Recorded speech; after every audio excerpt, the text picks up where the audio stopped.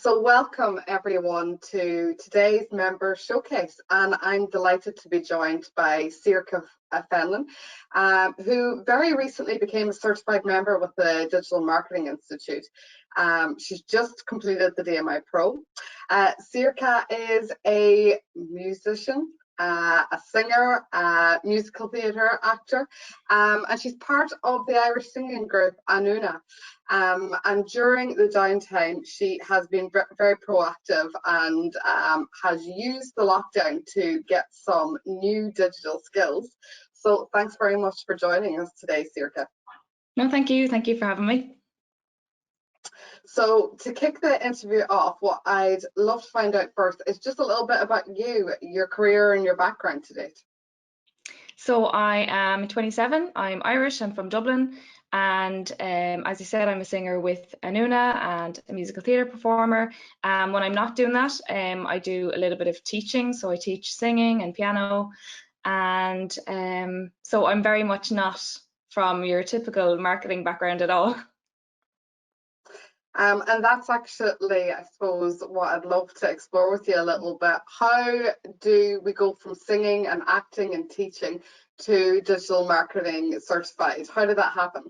So I suppose when a global pandemic leaves you completely unemployed in everything that you do, it kind of makes you stop and sit and go, right, what else can I do, or how can I add to what I'm already doing?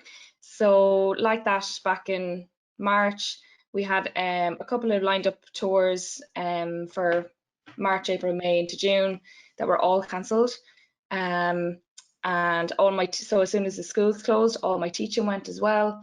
And I just had to kind of stop and go, right, how do I keep involved with these groups? And I always had an interest for marketing. Like I worked in retail a couple of years ago, and I always was itching to know like what the next campaign was going to be, or the next kind of set of ads going out. So I knew I always had an interest in it, and I just never had the time to go and explore it. So that's really kind of what brought me back around to kind of going, right, is this something that I could do now? And like I had a housemate who worked in marketing, and I was able to kind of talk to her about it. And so that's kind of how I got around to it then. Great. I think it's really interesting to know how a lot of people fall into digital marketing because there's an obvious need there, but you're more out of peripheral interest and something that you can do that enhances your own social media channels at the minute. But I suppose coming from that arts and culture background, I'd love to get your opinion on how you think digital marketing influences that industry. I think it does in so many ways, especially how there is so much on digital now. I think we've come, in terms of like arts and music, we've come such a long way from just kind of like artists and fans. It's now a community. And I think your online social platforms and your website and whatever else really kind of helps you keep that community alive and keep it updated. And it makes that personal connection from like the group to the people buying your music or the people coming to your shows, and it just has that nice back and forth. It's nice to, as well, say to do a show and then maybe have photos straight up online, and like the group is tagged or there's a hashtag, and it kind of keeps the conversation going then, and it might help for sales of the next show. So I just feel like it really does pair itself together in terms of like a real sense of community. Brilliant. And I suppose now you're certified and you've got your digital skills. I know you were tapping away and helping out with Anuna's social media account, but I suppose how are you going to implement and use this new knowledge and skill to make a difference to the social media challenges, both your own and the groups? Yeah, so I suppose it really kind of kept me involved with the group while we couldn't come together to sing. I'm definitely seeing our channels in a much different way. Like I had tried to take them on way back in December, not really knowing kind of the ins and outs, but I kind of thought, well, how hard could it be? And it was only when I went in and kind of saw everything that I was like, oh God, no, this is really difficult. So I suppose I'm looking at the channels now in a completely different light, like much more informed, and that it's just so much more than like putting up a post or an image or a video. And as well, I think it's nice because it's nice to have, I think, one of the singers in the group actually be that person behind it all. It's split now at the moment. I am sharing it with the group's composer and founder, Michael. So even at that, it's all of our posts would have that kind of personal touch, so that our community knows that it really is one of us and not just, you know, an external marketer or whatever.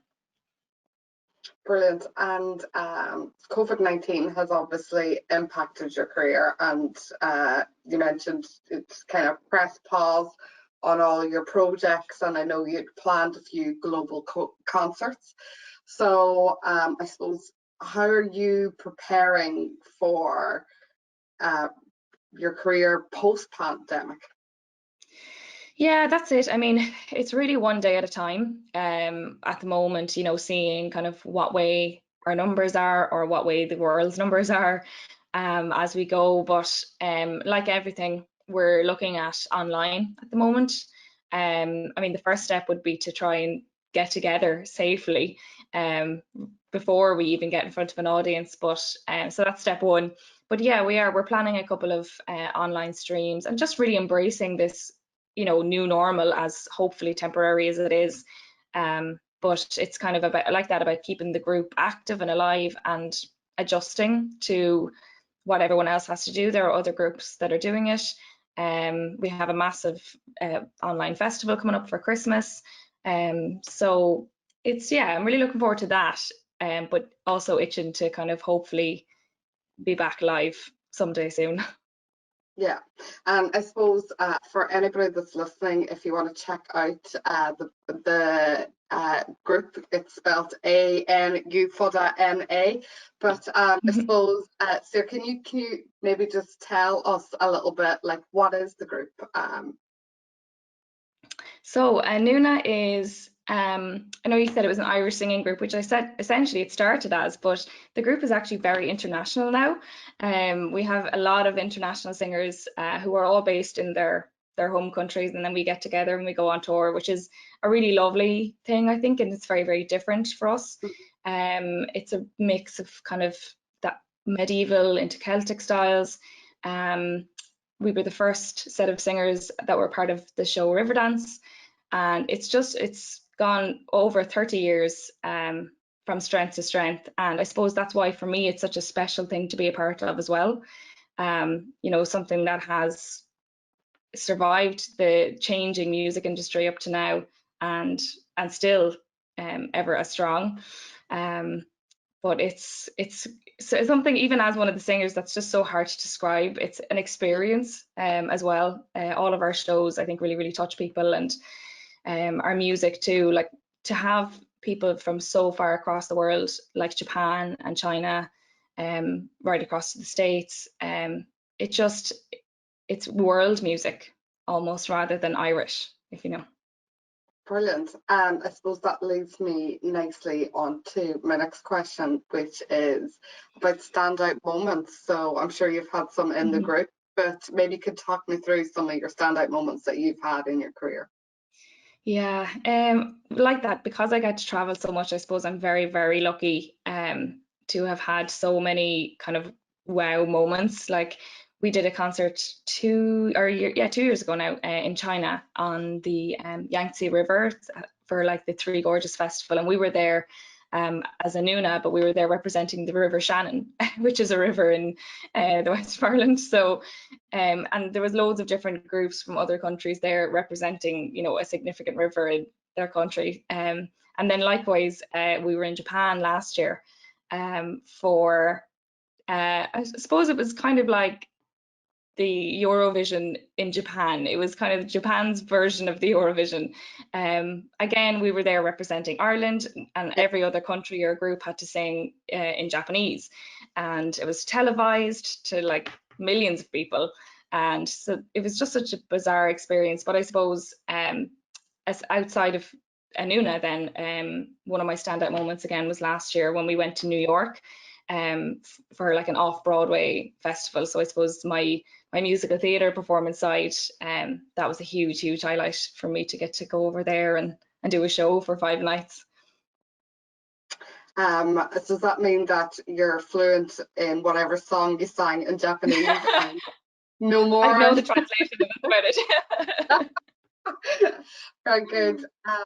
And have you been given some valuable advice from a mentor or peer, friend or family member that kind of guided you through or helped you at any point in your career? Yeah. There's one that I've hung on to now. Unfortunately, I don't know who gave it to me or who told me or if I found it myself. But I like the one, if an opportunity doesn't knock, build a door. Because I feel like that's how I just have approached everything that I do. You know, just this thing of like not to wait for, you know, opportunities to kind of come along, that if they don't, you have to make work, you know, have to make the work for yourself. And I kind of feel like that's how I did this year. I knew there was no opportunities coming knocking for sure, so I had to build that door and just branch out a little bit, you know, in hand with what I'm doing. I didn't want to absolutely career change, and I think my poor parents were afraid that I would, because I was like, I want to do a course in digital marketing, and they were afraid that I was kind of like, no, that's it, like chucking it in the bin and just moving on. But it wasn't. It was something that I wanted to do, like hand in hand with what I was already doing, and that's what I did. I built the door, if you like. Yeah, but I think I suppose you're proof that, you know, you need to be a bit of a hybrid these days and have a few strings to your boat, and those things support each other as well. So you've done digital marketing to support your arts Exactly, yeah. and music career, which I find fascinating. And aside from that, I suppose it's like we have an awful lot of our member base that are freelancers or work by themselves or self-employed, and you are somebody that is doing this for yourself and for your group as well. So for a big business or corporation, or so it's interesting to hear that perspective as well. So I always ask this question, and it's because so much of what we build now is around the ethos of DMI getting our members ahead of the game. Our podcast is called that. A lot of our material is all centered around getting you ahead of the game, getting you in the game. So I suppose I'm interested to hear how, now that you have your DMI certification, how that's going to help you achieve any future goals or aspirations that you may have. So I kind of feel like, because it's something that I chose to do that goes hand in hand with what I'm doing, I do feel though it's given me that, but also the one step ahead, because you know, I have the certification in it, so I suppose I have the confidence to be fully sure of what I'm doing, rather than, you know, just kind of winging it on the social media, or, you know, kind of asking other people, oh, how do I do this? And so it's kind of, and it means too as well that, like, no matter what direction my career takes in terms of music and performing, I can kind of take this with me and make it adjust for me. So I still will feel that kind of little bit more ahead of myself in terms of managing my own website at one point, or you know, building on it, or, you know, growing it as a business. So I feel like in a confidence way, the certification is keeping me kind of ahead of what I'm doing with it, I suppose. I love that, because effectively you were kind of going along doing it in some regards, but now it's giving you the reassurance and confidence to know that what you're putting up there is what's going to enhance and engage as well the audience that you're trying to connect with, and build that following and retain them, so that whenever you're ready to get back into action, that they're there with you. Exactly, yeah. Yeah. And I love asking this question, because obviously it's the first time for many of us that we get to meet you face to face, even if it is virtually. So I'd love to find out from you an interesting fact that we wouldn't see on the website or on your profile page on Instagram or Twitter. So Tell us an interesting fact about you. This is a hard one, but I think an interesting fact about me is that in a way, my whole life I've been somewhat involved in marketing without me really even knowing it. So when I was a kid, I used to do a lot of acting and kind of got roped into a couple of TV advertisements and billboard advertisements, and kind of I had done so many up to a certain age that it kind of just became second nature to see my face, you know, on the side of the road or like on the back of the bus or on the TV. And I suppose it's looking back now that I'm like, the whole time there was me kind of somewhat involved in marketing and in the, you know, that I was a part of a marketing campaign, if you like. So I suppose that's an interesting fact, and I don't talk about it a lot. There's one or two ads in Ireland that people would know still, that always becomes a bit of a talking point at a party.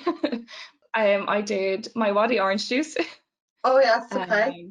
Maxwell House My coffee. Waddy, not your Waddy. Yeah. Yeah, Maxwell House coffee, New Balance runners. I did a Christmas campaign with 7-Up. Aaron soup, which was a really bizarre one because that soup wasn't hot, but it was blowtorched between takes to keep the steam kind of rising. I was so hungry. Very good. I'm trying to think off the top of my head. I think that's about all of them, but God, it was such a wild time. And if I turned it on its head, right, and said that for any of the digital marketers who are listening to this who actually think to themselves, jeez, I wouldn't mind a go with the singing and acting. What's your top tip for getting your foot in the door there? Oh, I just think, you know, just go for it. You know, if I think everybody has a voice, you know, so if it's something that you like to do, by all means, just go for it. You know, go for a couple of lessons if you want. You know, always sing at your family parties, or get up and do the karaoke. You know, it's fun. Yeah, I can tell you, I agree. Everybody has a voice. Unfortunately, my singing one is not a good one. No. Listen, thank you so much for your time today, Sorcha. Thank you. Thoroughly enjoyed talking with you, and I found your reason to do digital marketing during lockdown very inspiring. So thank you very much for joining us.